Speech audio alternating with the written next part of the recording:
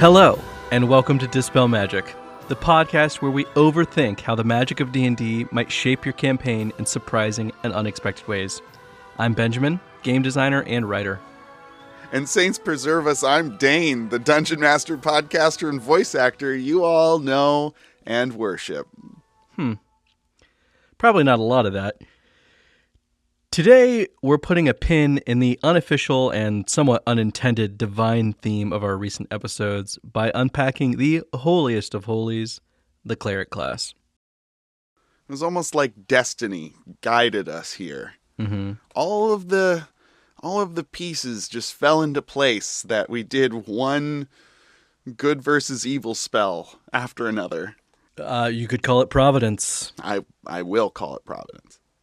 Rhode Island. Anyway, what do you think about clerics? What do you think about clerics overall, Benjamin? I was thinking about, obviously I was thinking about clerics when I was writing the notes for this episode. But one thing I was thinking is that it's interesting to me that clerics are explicitly the kind of fantasy priest stand-ins. But when people think of religious dicks in D&D, they think of paladins, not clerics. That's true. So I don't know how clerics got the easy out there. Well, I feel like clerics are more help, like heal all. Yeah, that's true. Right? They're the healers. Yeah. So they are the ones that heal the party. When I think of a cleric, I think of the healer. Right. That's true. When I first started playing it seemed like a really boring role, just keeping everybody up. So my first impressions of them was boring, honk shoe. I don't want to play the healer. I want to do fun things. Yeah. So I think in our first game that you ran, I was a bard because I wanted to do a lot of things, but I could also heal, right? Right. But since then, my views of clerics have changed quite a bit. And I think that clerics can be one of the deeper character classes just for role play. Right. And the differentiation between them and paladins is very interesting because clerics generally will heal everyone regardless of their background, and paladins attack anybody who isn't them, traditionally, I suppose.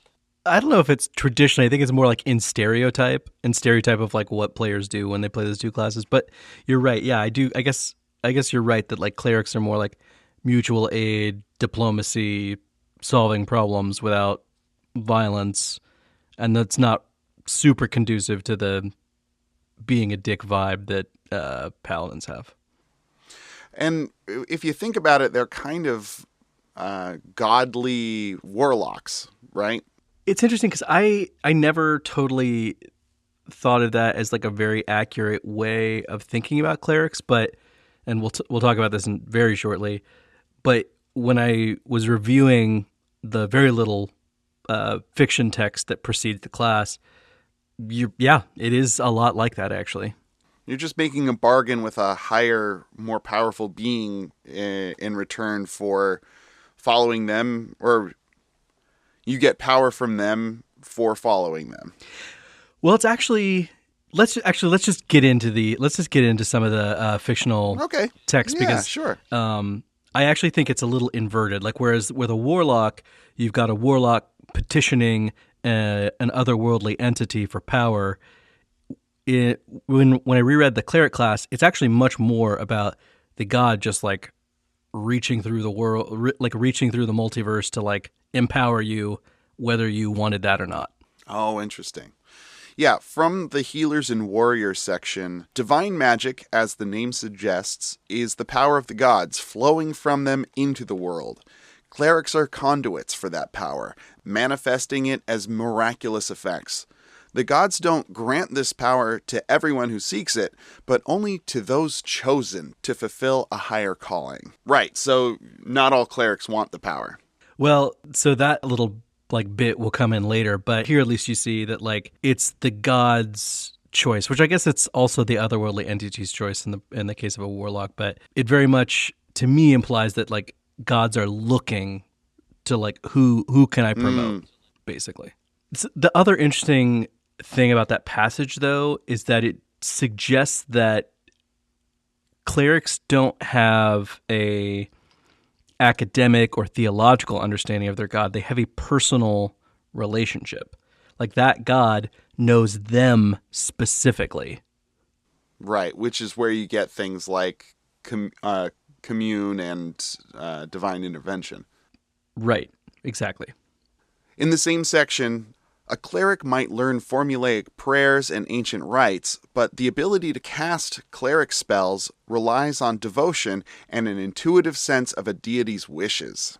Interesting. That again to me really underlines that the relationship between a cleric and a god is a personal one, and it is not one based on kind of rote memorization of texts or anything else, because it's an intuitive sense of the deity's wishes. So that means like this cleric can perform magic because they know kind of in a moment-to-moment sense what that god would want them to do or want them to accomplish. Yeah, that's wild.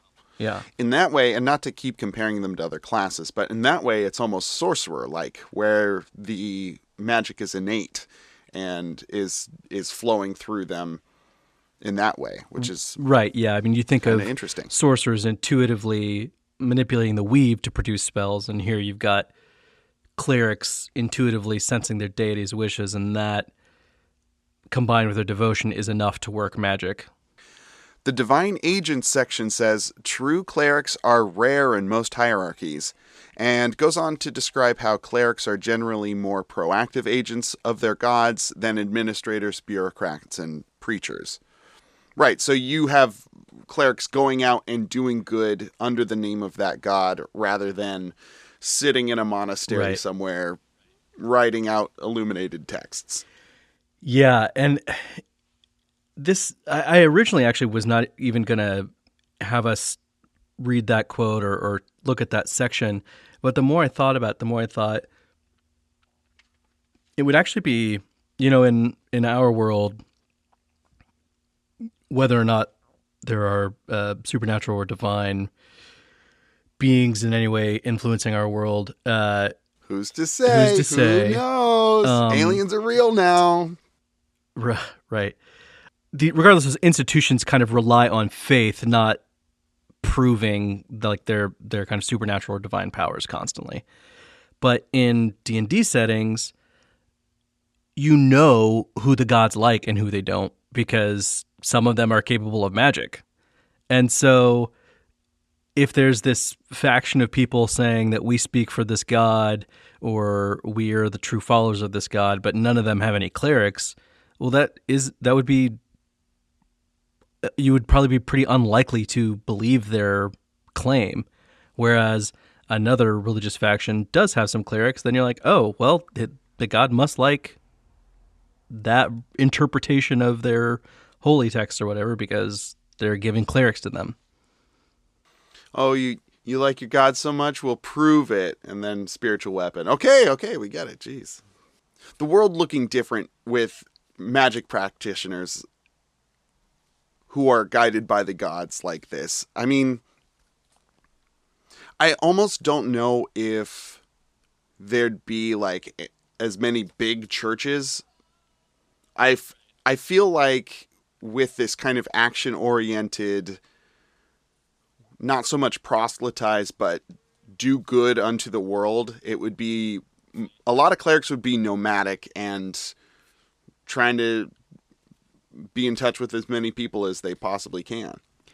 Yeah, I mean, there's a lot of things that we think of or relate to religion that probably would have less of a reason or no reason to exist in D&D. Like, if you've got people who can literally talk to God, you probably don't need people studying holy text, because you could just have that cleric explain to you. Yeah, you could just have that cleric explain to you, or directly ask the God, like, what did you mean when you said that? Oh, okay, there we go. I found out. Yeah, I had 3 questions. One of them was, what'd you mean? Yeah, exactly. And it's a lot less building grand structures or anything like that, and a lot more going out and doing good. Like, you're not trying to impress people with your architecture or your artistry or anything like that. You're trying to impress people by going out there and being. I would say a positive force, but there are evil gods, so being a Yeah, force I of was going to change, say, being a force of change. if your god demands effigies and houses of worship and things, then that's what you're doing. You're going out and you're building those using all of your godly power to make a big, pretty building. So, Yeah, that's true. And I mean, there probably are like gods of crafting and forging and hearths that would want their adherents to do those sorts of things, and I'm probably sorry, what was that last one? hearths. Surely you mean hearts. Hearths. I do mean hearths. I will let you take this as the one time you will ever correct me on anything. You're welcome. Fair. That's fair. This is very divine intervention. Yeah, that's very saintly of you. Thank you, Benjamin. Yeah. From creating a cleric section, once you've chosen a deity, consider your cleric's Surely relationship you to mean that chosen. god. Just give me that one. Just give me the one. Can I have the one, please? Yes, you can have the one. Sorry, just do it again. Thank Do it again, you. and I won't interrupt you, no. even if you say chosen. Oh, again. won't you? Did I say chosen? Yes, you said once you've chosen a deity. Oof. That's egg on my face. Once you've chosen a deity, consider your cleric's relationship to that god. Did you enter this service willingly, or did the god choose you, impelling you into service with no regard for your wishes? How do the temple priests of your faith regard you? As a champion or a troublemaker? There's so many interesting ways to answer these questions, and actually, even the two questions: did you enter the service willingly, or did the god choose you, impelling you into service with no regard for your wishes? Like those two, you were kind of mentioning earlier, and I wanted to put it off, but those two are where it's like, apparently you don't even have to like want to be a cleric. Like the god can just be like, I like that guy, and make you a cleric. I like the cut of that guy's jib. Right. I mean, and that's pretty interesting that the gods can just do that. They can just, you don't like, without, maybe you're never even a priest, you're just living your life doing your thing, and all of a sudden the god says, you work for me now. Talk to that dead corpse. Go ahead. Talk to that dead corpse. I want you to. And then you can talk to dead people. Wild. This kind of reminds me of Jedi and Star Wars. You know, some of them just don't even want to deal with the Force, and they can do it, and it's kind of more of a burden than it is a privilege or whatnot. But I mean, just like I said, it's rife with roleplay opportunities. It's amazing. How it would change the world is maybe more people trying to cut off their communication with the gods in some way. There'd be more like, I wouldn't think, if there's I wouldn't enough think so at all. Well, if you're burdened with something, if this feels like a burden to you, and this power is thrust upon you and you don't want it, I think there would be more methods in a world to cut yourself off from that, because you don't want to deal with it. You don't want that responsibility. I don't know how you would go about trying to make yourself invisible to the gods. Well, that's what I'm saying is there might be, we talked about research before, but research into the soul, research into the nature of that connection and how to sever it. It's not in the current D&D worlds, right? That's some that's some homebrew stuff, but I feel like that's how the world might change, is there would be a population of people touched by the gods who don't want to be touched by the gods. Consent's important. I don't think enough people become clerics that's like a realistic worry anyone would have. Like, oh no, what if that god what if that god makes me magical and I didn't ask for it? Like, that's probably not something most people would have to worry about. Honestly, it's mostly I just abdicate responsibility at every chance I get. I just don't want to be responsible for stuff. And if a god tells me that I've got to be responsible for the health and well-being of everyone around me, oh boy.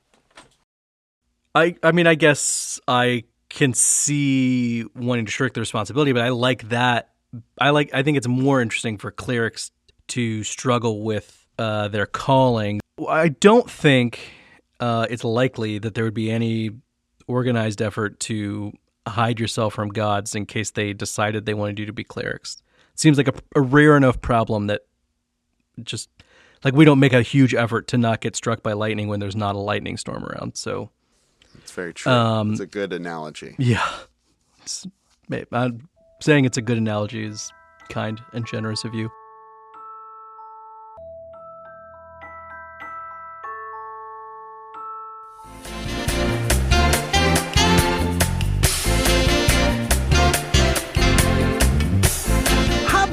Do you feel the need to do good in the world, but feel like you're missing something in your life to get you there?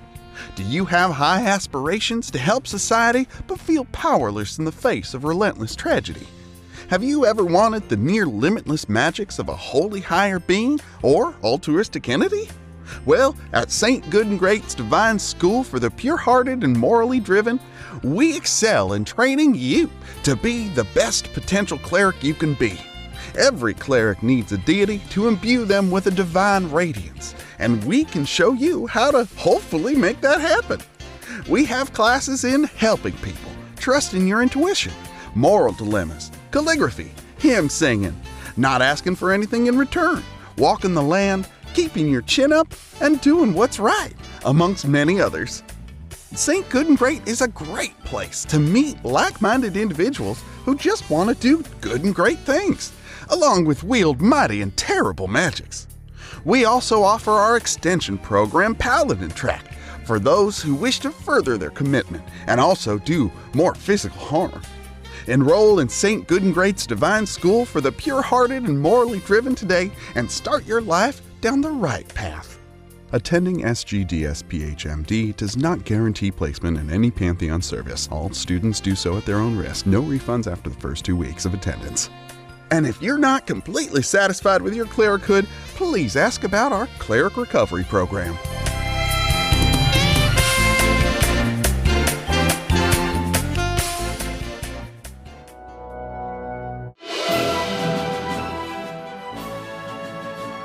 I do think that we haven't touched on the last question, but how do the Temple Priests of Your Faith regard you as a champion or a troublemaker? And that's pretty interesting because we talked earlier about maybe some factions don't have clerics and some do. It does make sense that the people of a religious community that maybe like spent their whole lives kind of working their way up whatever chain of command would feel pretty slighted by someone less involved in the church or lower ranking in the church becoming a cleric.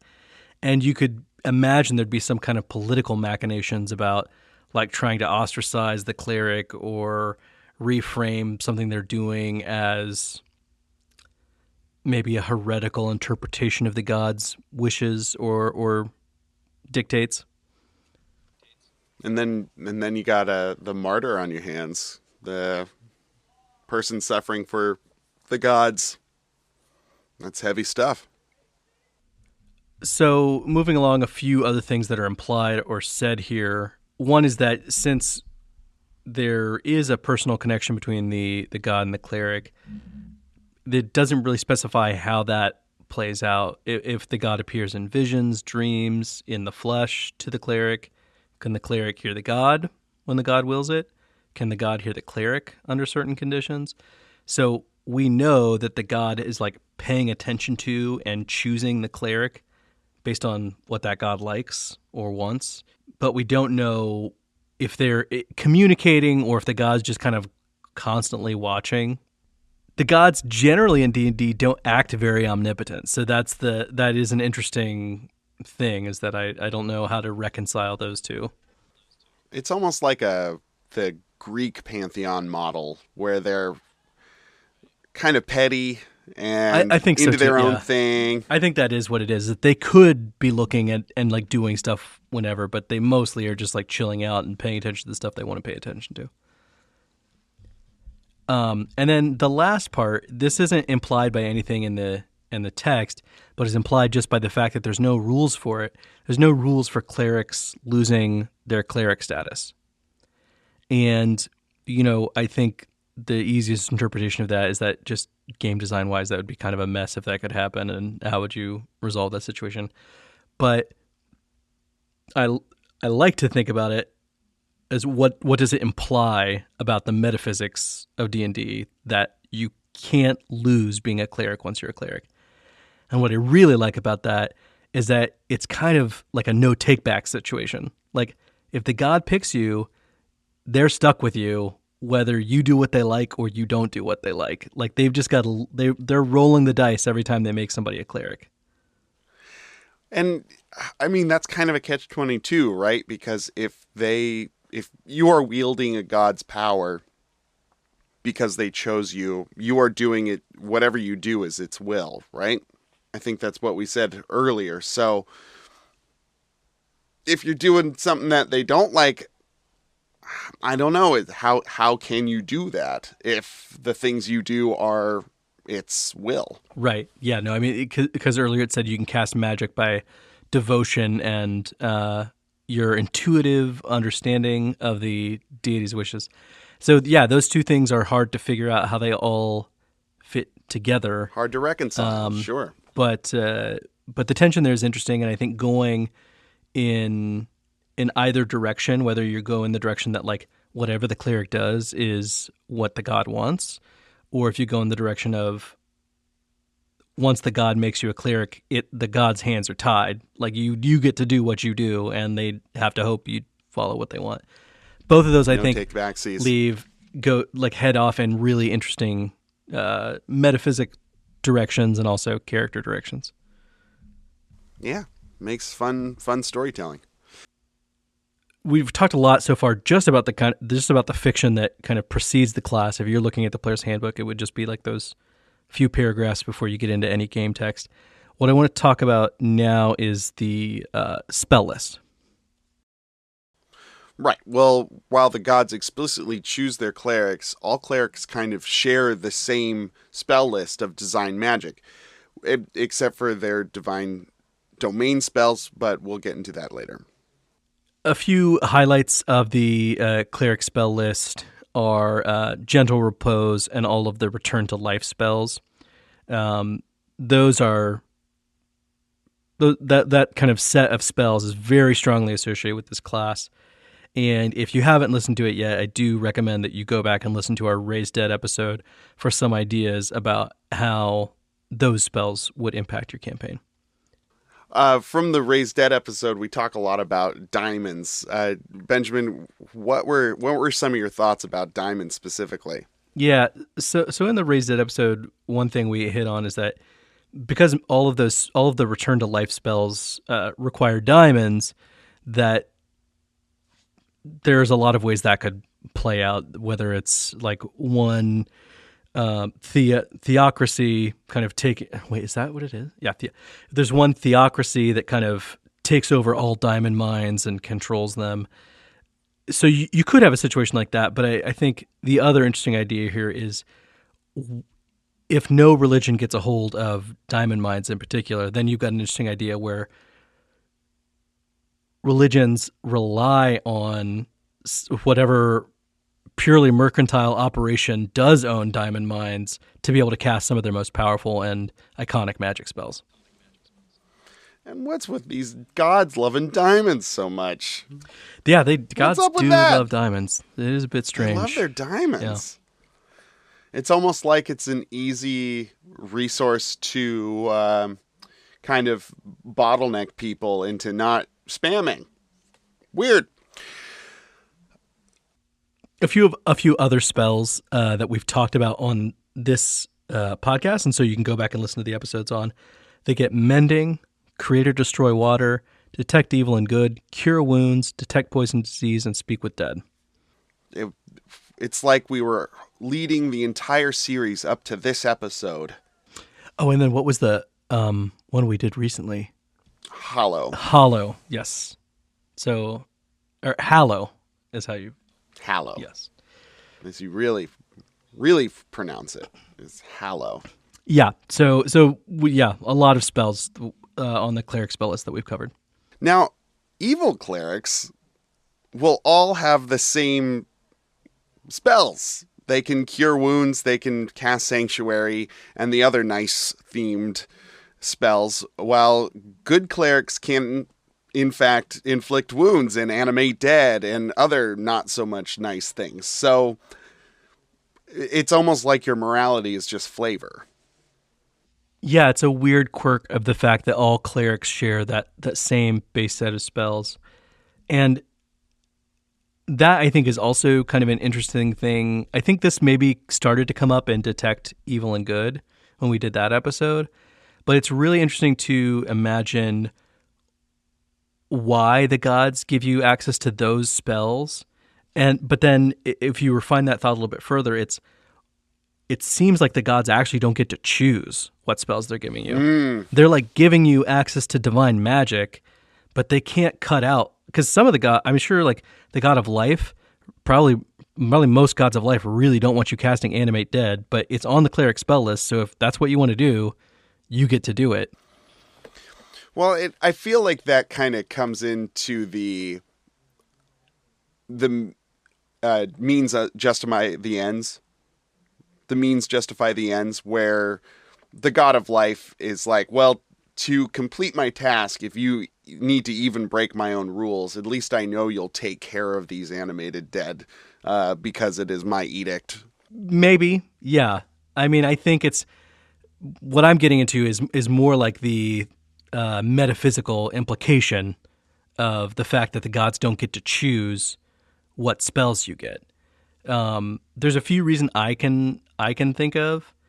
One is that there's some greater power than the gods that fuels divine magic that they're all tapping into when they hand it to you. The other is that there's some common magical underpinning that ties all gods together, and so access to any god is access to every god. Ooh, that's wild. And both of those ideas would be actually a lot of this episode. We're talking about ideas that are less things that are imminently gameable, but do add a lot of color to your world if you've got answers to these kinds of questions. It's world building. That's what we're all about. Yeah. I, for one, am a really big fan of world building that like never comes into play. Like I will read books and books and books on stuff that will never come up in session, but like I just have memorized 300 pages of like how souls work in this game. That's wild. I think it governs a certain flavor to the things that you do, having all of those backstory. It's like having a character whose backstory never comes up, but influences the action of that character. Right. Yeah, exactly. And in that moment when you do kind of reveal the answer to something like this to your players, it, regardless of whether or not it's true, it gives the impression that you've just got this super deep, rich world where they could like go anywhere and there'd be all these fascinating details to explore, even if really you've just only done it in a few places. Another thing we brought up earlier that I just want to briefly touch on are divine domains. There's a ton of divine domains. We're not going to today go through all of them, all of their unique channel divinities, features, and spell lists. But I do want to say an interesting point about divine domains is that it's not just you're not just like a god. There's not like a god of life, and that gives you the life domain. The gods normally have multiple divine domains, and so that is an interesting element to think of when you think of why a god who's got different divine domains they can give, why they gave you the specific one they gave you. So there's right. What is their purpose? It might also be because it could be about, well, this person's a gifted healer or is very compassionate, so I gave them the life domain. Or it could be the god knows there's a plague about to break out, and so just needs somebody to have the life domain to try to stem the tide of the plague, and so just imbues a random person with this life domain cleric power. Or somebody already chose the rogue class, and so they want to play the trickster domain, which is kind of close. It's close enough, and the god wants another trickster in the party. Right. There's good reasons, both at the table and behind the screen. Behind the screen with the Dispel magic, boys. Dane, so far we haven't really we talked a little bit about the spell list, but we haven't dug into any of the class features. That's mostly because there's not a lot of class features here that are super interesting or world-changing to exist. Yeah. But there's a 10th level feature called Divine Intervention, and I would love you to run that down for us. I would love to do so. Divine Intervention. Beginning at 10th level, you can call on your deity to intervene on your behalf when your need is great. Imploring your deity's aid requires you to use your action. Describe the assistance you seek and roll percentile dice. If you roll a number equal to or lower than your cleric level, your deity intervenes. The DM chooses the nature of the intervention. The effect of any cleric spell or cleric domain spell would be appropriate. If your deity intervenes, you can't use this feature again for 7 days. Otherwise, you can use it again after you finish a long rest.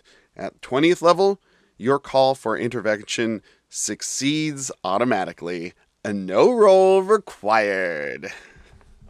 That'd be pretty weird to go from 19th level, where like there's a 19% chance anytime you do that it's going to work, to 20th level where it's like 100% chance God answers when you call.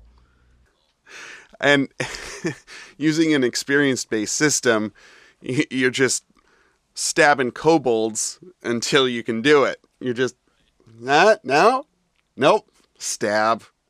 How about now? You going to do it now? No, okay, stab. So depending on how the DM interprets this feature, it's either a like highly conditional wish spell, highly conditional in that you have to succeed on this roll, or it's pretty awful if it literally only replicates cleric spells. Regardless of interpretation, this does mean that by 10th level, anyone the cleric cares about is functionally immortal, since they can just ask their god every day to true resurrect their friends, and, just keep doing that every day until it finally works. I mean, the effect on that has on the world is pretty monumental. I mean, any kingdom large enough will have a 20th level cleric in their midst, right? Like, or not even 20th level, 10th level. You only need to be 10th level. So like, as long as there's a 10th level to guarantee cleric, it. I know, but to guarantee but it does guarantee. I mean, with true resurrection is like anyone who's been dead for less than like 100 or maybe 1,000 years, you can bring back whether you've got their body or not. So you're just casting it every day. You're just casting it every day until there's a 1 in 10 chance on any given day that a 10th level cleric is going to get it to work. So just, 2 weeks tops, anybody that dies is coming back if you've got a 10th level cleric around. That makes sense. Does that tank the diamond industry then? Not exactly, because there's going to be a lot of lower level people or just like there's more opportunities to raise dead if you can also be casting spells, because once you do finally get true resurrection, once you finally do get divine intervention to work, you can't get it again for 7 days. So it is pretty slow moving. Like there's probably like a log of people like important people that maybe could be brought back, or it would be helpful to the world if you brought back. And so every day the 10th level cleric's like looking at their list of people they could bring back and trying to figure out, like triaging essentially, which one's the most important one to bring back. Real desk jockey job. You just come in with your list and you just start going down the list. Well, I guess you can only do it once a day, huh? Well, not just once a day, once a week. Once it works, you can try once a day, but once it works, you can't use it for 7 days. Well, once it works, you can go on vacation for a week. That's your reward. Yeah. Is you don't have to go back to your desk. But then Then you're there every The list day, is just going to be casting it once. the list is just going to get longer during that 7 days, though. You're on the beaches. You're just thinking about that damn list instead of really, really kicking back. Life of a cleric's hard. Yeah, so like I said, I think this certainly means that an adventuring cleric is probably going to be using this to make sure their friends never actually die, their adventuring party. But I do imagine that there's, like, once people in general know that you have this ability, they're going to be coming from around the world to beg you to bring back, whoever it is. I think in a lot of cases that would be like heads of state. Last thing I want to say about divine intervention is a weird kind of combination of things where, so the feature says an appropriate response to your cleric using divine intervention would be one of their cleric spells or cleric domain spells. There is an arcana domain cleric where its capstone feature is that you get to pick a 6th, 7th, 8th, and 9th level wizard spell to add to the cleric spell list for you. They count as your domain spells for you. And since divine intervention cares about what's on your domain spell list, you can just grab Wish as your 9th level wizard spell list. And now, once you're 20th level, you've got a free extra Wish every single day. When you're less than 20th level, you've got a free Wish, whenever you happen to roll well on a day. But the really, really incredible thing about that is not just that you can start casting Wish as soon as you get that feature. It's also that, unlike when a wizard casts Wish, there's a percentage chance that the wizard is going to lose that spell forever if they use it in certain ways. I assume that the gods cannot lose the power to cast their spells, so there's no it's like a better version of the Wish that the wizard gets, because you'll never lose it. You can't lose it. What if somebody wishes it away? That the gods can't do that. They wish the gods away. Then the multiverse splits into two, and there's one universe where it happened and one universe where it didn't. Oh, okay. Or multiverse. Yeah. I feel like the Wishinati would have a vested interest in severing people's ties with their deities, if this was true. At least Arcana domain clerics, yeah. So it's funny how many other episodes are referencing this, but Wish was an episode from a while back that you can also listen to if you want to get some ideas about how Wish would impact your world. It was Providence. We were made to come to this episode. We talked about every single other episode except for, the mushroom people. And the ones that nobody cares about. Everyone cares about mushroom people. Well, yes, I care a lot about Myconids for life. I do take that back. Yeah, come on. Well, if you have any further thoughts about clerics and how their divine magics would shape the world, please let us know at dispelmagicpodcast@gmail.com. Email us. Send us a message, a divine message. You can also look for us on social media. We're generally Dispel Magic or Dispel Magic Pod. Good luck. Blue sky, baby. Hey, Benjamin, did you know that we have a Patreon? How am I just now finding out about this? This sounds incredible. Where can I go to sign up for the Dispel Magic Patreon? You could go to Dispel Magic Pod, the website that we have with Podbean, or you can find us on Patreon. So patreon.com/dispelmagic? Precisely. You're saying right now I can go online and go to patreon.com/dispelmagic and support this podcast? This very podcast. And also podcast. get monthly rewards? And who knows, in the future you may even get chibi stickers of yours and mine's little happy faces. That sounds almost too good to be true, but I know that it is because I'm on there making my pledge right now. Benjamin, can I talk to you over here for a second? You don't have to subscribe to our own Patreon. That's not how that works. Well, I just did it at the highest tier, so. Well, everybody, thanks for listening to this round of Dispel Magic. Should we talk about going on a break? Yeah, we're going to take a short hiatus, probably 2-3 months maybe, and then we'll be back. diving into even more spells and how they change your world. Thanks so much for listening. We'll see you again after your next long rest.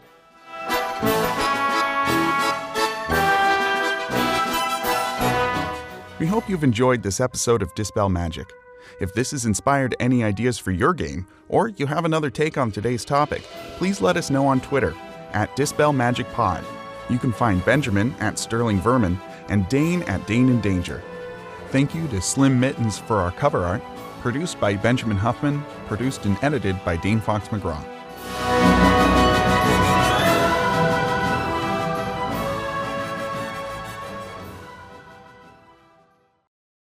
Thanks so much for listening. We'll see you again after your next long... So long. Long rest. I'm going to do it a different way. I'm going to do it a different way too, so that if that's like really awful sounding. No, double it. I'll make it twice as long.